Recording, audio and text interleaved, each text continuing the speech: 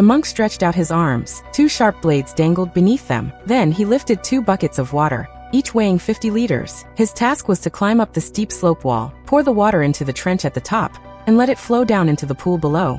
It was far from easy, for he had to keep his arms extended while maintaining balance. If his arms dropped even slightly, the blades would pierce his body. At first, he hadn't mastered the essence of the training. He stumbled often, completing the task clumsily. Eager for promotion, he carried 300 buckets of water every single day. Months passed, and he became the best among the disciples. He could shoulder 2 buckets at once, move swiftly like a bird in flight, and still have energy left to help others. But when his master saw him lending a hand, he immediately stopped him. During training, helping fellow disciples was forbidden. If broken, they would never succeed in their practice. Terrified, the monk obeyed, and his master allowed him to advance to the next stage. This new method of training was puzzling. He had to listen to the sound of his master striking wood. Each time the master struck once, he had to strike a great bell with a heavy hammer. The monk scoffed at first, believing ringing a bell was a waste of time.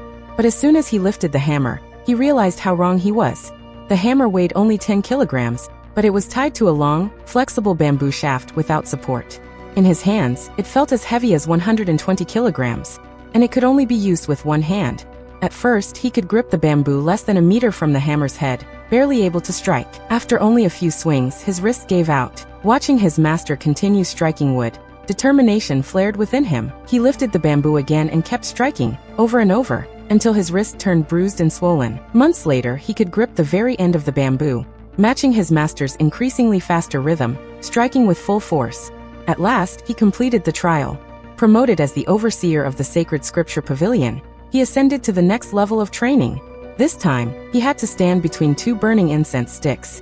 His gaze had to follow the swaying flames moving left and right before him. Throughout the exercise, his head must remain perfectly still. This training was designed to discipline his inner self, and he felt confident. At first, his eyes darted quickly with the flame's motion, but when his master sped up the pace, he unconsciously moved his head and got burned by the incense. The master warned him, the eyes may move, but the head must never follow.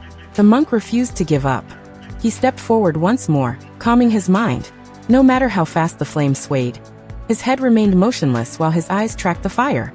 Seeing this, the master was finally pleased.